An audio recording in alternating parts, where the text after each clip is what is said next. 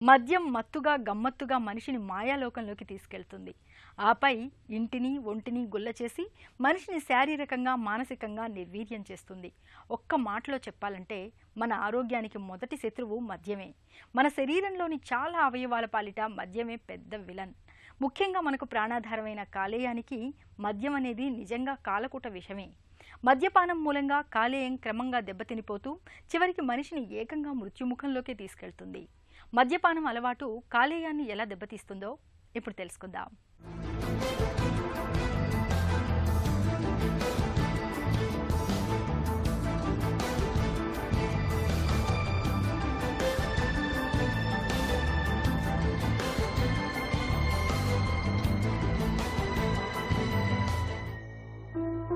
కాలేయానికి మొండిఘటం, సంజీవని, పరుసవేది అని రకరకాల కితాబులు ఇస్తుంటారు డాక్టర్లు. నిజమే, ఎందుకంటే కాలేయం జబ్బులకు ఓ పట్టాన లొంగదు. సాధారణంగా మన శరీరంలో ఏదైనా భాగానికి సంబంధించిన కణజాలం దెబ్బతింటే ఆ లోటును తిరిగి సరిచేసుకోగల శక్తి కలిగిన అవయవాలు చాలా చాలా తక్కువనే చెప్పాలి. అటువంటి అరుదైన పునర్నిర్మాణ శక్తి చర్మం తర్వాత కాలేయానికి మాత్రమే ఉంటుంది. 70% పైగా దెబ్బతిన్నా సరే కాలేయం తిరిగి తనను తాను నయం చేసుకోగలదు. అంతటి శక్తి కాలేయానికి ఉంటుంది. అయితే అంతటి బృహత్తర కాలేయానికి కూడా మద్యపానం అలవాటు సెగపడుతోంది. ఇటీవలి కాలంలో ఆల్కహాల్ అలవాటు విపరీతంగా పెరిగిపోవడంతో ఆల్కహాలిక్ ఫ్యాటీ లివర్ అనే ప్రమాదకర సమస్య ఎక్కువగా కనిపిస్తోంది. చాలా కాలంగా ఆల్కహాల్ తీసుకునే వారిలో ఆల్కహాలిక్ ఫ్యాటీ లివర్తో పాటే ఆల్కహాలిక్ హెపటైటిస్, ఆల్కహాలిక్ సిరోసిస్ అనే జబ్బులు కూడా వస్తాయి. ఆల్కహాలిక్ లివర్ డిసీజ్లో చాలా కాంపోనెంట్స్ ఉంటాయండి. కొంతమంది ఆల్కహాల్ తీసుకునే వాళ్ళలో ఫ్యాటీ లివర్ ఉండొచ్చు, వాళ్ళు సింటమ్స్ ఏమీ ఉండవు. బేసికల్గా కొంతమంది ఫటీగ్ అని చెప్తారు, నీరసంగా ఉందని చెప్తారు. కొంతమందిలో ఆల్కహాలిక్ హెపటైటిస్ డెవలప్ అయినప్పుడు జాండస్ కనిపించవచ్చు. కొంతమందిలో ఇంకా ఎక్కువ కాలం ఆల్కహాల్ తీసుకునే వాళ్ళలో సిరోసిస్, సిరోటిక్ ఫీచర్స్ ఉంటాయి.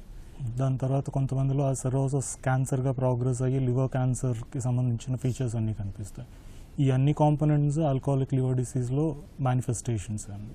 డైలీ 60 grams తీసుకునే మేల్స్లో, డైలీ 20 grams ఆల్కహాల్ తీసుకునే ఫీమేల్స్లో, ఈ సబ్సెట్ ఆఫ్ పాపులేషన్లో 20%కి after 10 years alcoholic liver disease related symptoms అన్నీ కనిపించే అవకాశం ఉంది. ఇనీషియల్ స్టేజెస్లో పేషెంట్స్లో కనిపించేది ఫ్యాటీ లివర్.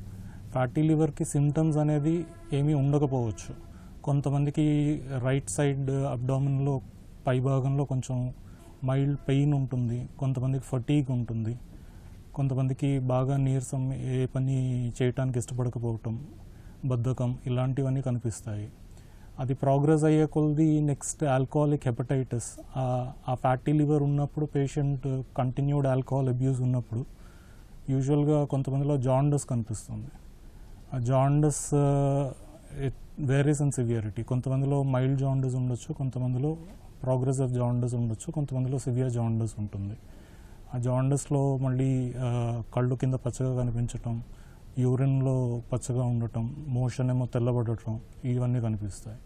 అది పోను నెక్స్ట్ స్టేజ్లో వచ్చేసరికి సిరోటిక్ ఫీచర్స్ అన్నీ కనిపిస్తాయి. సిరోటిక్ ఫీచర్స్ అంటే అసైటిస్, అంటే కడుపులో నీరు పట్టడం, కడుపు ఉబ్బిపోవటం, కాలు నీరు పట్టడం, సివియర్ అనోరెక్సియా ఉండటం, ఆ సిరోసిస్ రిలేటెడ్ కాంప్లికేషన్స్ అన్నీ కనిపించటం. పోను ప్రోగ్రెస్ అయ్యి నెక్స్ట్ స్టేజ్లో లివర్ క్యాన్సర్గా ప్రోగ్రెస్ అయితే ఆకలి తగ్గిపోవటం, వెయిట్ లాస్ అయిపోవటం, ఈ సిరోసిస్ రిలేటెడ్ కాంప్లికేషన్స్ అన్నీ ఎక్కువ అవ్వటం, ఆ కాంపోనెంట్స్ అన్నీ దీంట్లో ఉంటాయండి. ఇది మొత్తం అంతా ఒక సీక్వెన్షియల్ ప్యాటర్న్లో జరగాల్సిన అవసరం అనేది లేదు. కొంతమందికి డైరెక్ట్గా ఇనీషియల్ స్టేజెస్లో కనిపించే ఆల్కహాలిక్ హెపటైటిస్ నుంచి డైరెక్ట్గా క్యాన్సర్ ఫీచర్స్ కనిపించవచ్చు. ఈ మధ్యలో ఆల్కహాలిక్ హెపటైటిస్, ఆల్కహాలిక్ సిరోసిస్, వీటి రిలేటెడ్ సిమ్టమ్స్ ఏమీ కనిపించకపోవచ్చు. కొంతమందికి సిరోసిస్ వచ్చి సిరోసిస్ నుంచి క్యాన్సర్కి వెళ్ళవచ్చు, కొంతమందికి హెపటైటిస్ వచ్చి హెపటైటిస్ నుంచి క్యాన్సర్కి వెళ్ళవచ్చు. ఇలాంటి అన్ని మిస్ మ్యాచెస్ ఉంటాయండి. జీవనశైలి వల్ల జబ్బులు చాలా వరకు చాప కింద నీరులా శరీరాన్ని కబళిస్తాయి. ఆల్కహాలిక్ ఫ్యాటీ లివర్ వ్యాధిలో కూడా ప్రారంభంలో చాలా వరకు ఎలాంటి లక్షణాలు కనిపించవు. అయితే కొంతమందిలో జ్వరం, కడుపుపైన ఎర్రటి సాలెపురుగులు లాంటి మచ్చలు, కామెర్లు, తీవ్రమైన కడుపు నొప్పి తదితర లక్షణాలతో బాధపడుతుంటారు. ఏదో చెకప్ కోసం డాక్టర్ దగ్గరికి వెళ్లి పరీక్ష చేయించుకున్నప్పుడు కాలేయం పరిమాణం పెద్దదైనట్టు తెలుస్తుంది. ఒక్కొక్కసారి కడుపు కుడివైపు పైభాగంలో అసౌకర్యంగా ఉండటం, లేదా నొప్పి, వాంతి వచ్చేలా ఉండటం, లేదా కళ్ళు పచ్చబడ్డం లాంటి లక్షణాలతో వ్యాధి బయటపడుతుంది.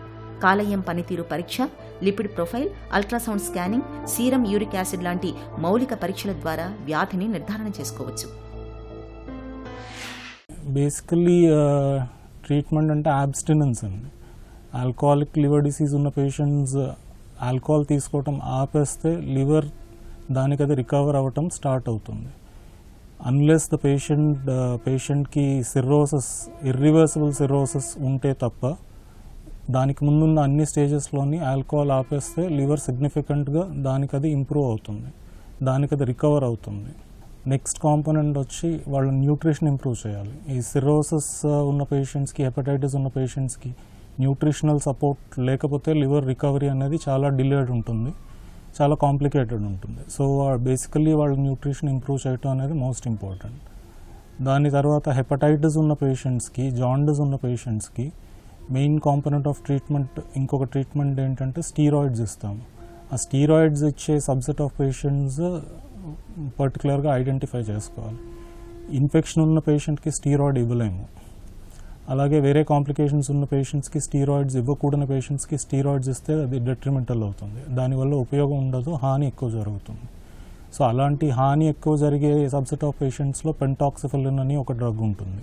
స్టీరాయిడ్ కానీ పెంటాక్సిఫిలిన్ కానీ 28 days ఇస్తాము.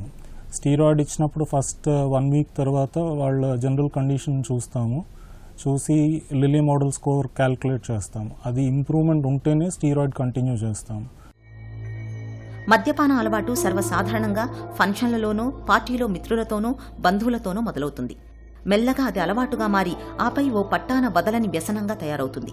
మద్యపానం వ్యసనం స్థాయికి చేరుకుంటే దాని ప్రభావం శరీరంలో చాలా అవయవాలపై పడుతుంది. మద్యపాన వ్యసనం వల్ల వచ్చే ఆల్కహాలిక్ హెపటైటిస్ శృతిమించి అది ప్రమాదకర స్థాయికి చేరితే మరణాల రేటు 70% వరకు ఉంటుంది. రక్తహీనత, శరీరంలోని సీరం అల్బుమిన్ తగ్గడం, సీరం బైల్రుబిన్ శాతం 8 మిల్లీగ్రాముల కంటే ఎక్కువగా పెరగడం లాంటివి సంభవిస్తాయి.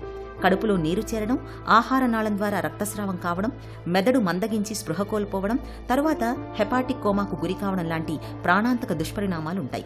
తీవ్ర ఆల్కహాలిక్ హెపటైటిస్ వ్యాధికి గురైన వారిని లివర్ ఇంటెన్సివ్ కేర్ యూనిట్లో చేర్చి చికిత్స చేసినప్పటికీ మృత్యువాత పడే అవకాశాలు అధికంగా ఉంటాయని చెబుతారు డాక్టర్లు. లివర్కి సంబంధించి సేఫ్ లిమిట్ ఆఫ్ ఆల్కహాల్ ఇంటేక్ని ఇంటర్నేషనల్గా చెప్పేది 10 ml ఆఫ్ స్పిరిట్ని 1 unitగా కన్సిడర్ చేస్తాం. అది 21 units per week in a male, 14 units per week in a female is considered safe అండి. అది లివర్కి సంబంధించి, నాట్ అదర్ ఆర్గన్స్, మొత్తం హ్యూమన్ బాడీకి కాదు, లివర్కి సంబంధించి ఇది సేఫ్ లిమిట్గా కన్సిడర్ చేస్తాం. ఎక్కువగా మద్యం తీసుకుంటే కాలేయం పనితీరు క్షీణిస్తుంది, మందకొడిగా పనిచేస్తుంది. దీంతో కాలేయంలో కొవ్వు పదార్థాలు చేరుతాయి. ఫలితంగా లివర్ సిరోసిస్ జబ్బు వస్తుంది. ఈ వ్యాధి నయం కావడం అంత సులభం కాదు. ఒక రకంగా ఇది చికిత్స లేని వ్యాధి. దీని తీవ్రతను వైద్యులు నిర్ధారిస్తారు.